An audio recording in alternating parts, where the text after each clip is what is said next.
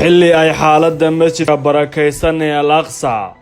ee ay ku hardamayaan shacabka falastiin iyo ciidamada yuhuuddu sii kordhaysa xaaladeedu dadka waxyeelladu ka soo gaarteen ay kor u dhaafeen 180 qof oo falastiiniyiina waxaa hadda madaxda dunida islaamku ay siyaabo kala duwan uga hadleen dhacdadaasi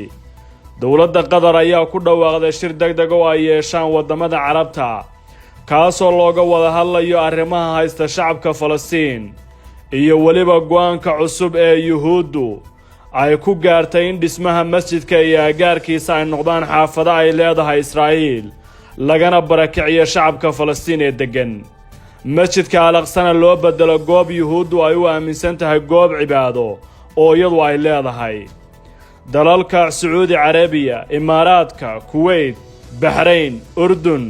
iyo waliba Masar ayaa si wada jir u sheegay in go'aanka iyo ficilka yuhuuddu uu ka dhigan yahay mid gurracan oo la doonayo in lagu tirtiro diinta islaamka waxay sheegeen inuu yahay mid aan la aqbali karin oo ay si adag uga soo horjeedaan laakiin ma aysan sheegin dhammaan tallaabo ay qaadayaan dalalkan soo saaray war-saxaafadeedku waxay ugu yeeraan Israa'iil inay ka laabato qaraarkeeda laakiin taasi waxay ahayd tallaabo muddo dheer ay wadeen wadamada jaamacadda carabta ee inta badan kulma haddana cambaareeya ficilada Tel Aviv dowladda Turkiga ayaa dhankeeda cambaaraysay subaxnimadii hore ee Sabtida afayeenka madaxweynaha Turkiga Ibrahim Kalin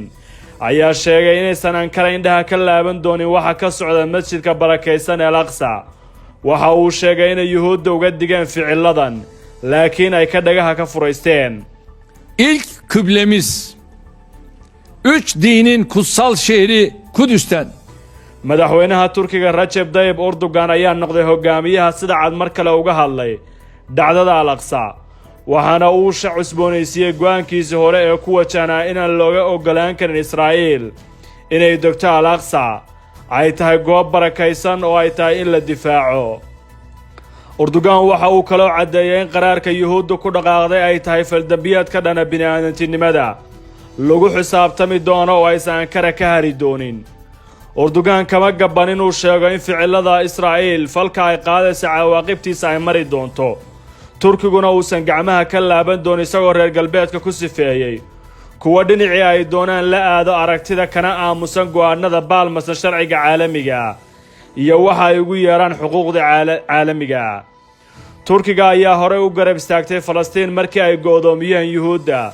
sidaas oo kale Masarna ay xiratay marinada ay la wadaagta marinka Gaza waxaana tallaabadaasi Ankara ay ku weyday qaar ka mid ah muwaadiniinta u dhashay dalkeeda oo gargaar u waday marinka Gaza wixii ka dambeeyay xilligaas Erdogan ayaa si adag u garab istaagay Falastiin Turkiga iyo Qatar ayaa ah labada dawladood ee gudaha Falastiin ilaa hadda ka dhex shaqeeya gaar ahaan wax ka qabta dhinacyada gargaarka aadanaha waxbarashada iyo caafimaadka taasoo ka dhigan inay ku dhiiradeen ka shaqaynta waqti adag gudaha dhulka Falastiin ee xoogga lagu haysto يا الله ارزقنا إخلاصا يا الله إخلاصا يا الله ثباتا يا الله قبولا يا الله in ka badan 90,000 oo qof ayaa xalay ku tukaday banaanka masjidka al-Aqsa xilli ay ciidamada yuhuudda gudaha iyo daafaha masaajidka ka soo ridayaan xabado iyo bambooyin toosa dunidana si toos ah ayaa looga daawanayay Israa'iil waxa ay qabsatay bariga Qudus 1967 dagaalkii bariga dhexe waxa ay doonaysaa in magaalada Qudus loogu aqoonsado inay tahay caasimadeeda inkastoo aan laga aqoonsanayn inta badan dunida Falastiin waxa ay ka aaminsan yihiin bariga Qudus inay tahay caasimadda mustaqbalka ee dawlad madax bannaan taasoo rajo laga qabo inay Falastiin helaan يا الله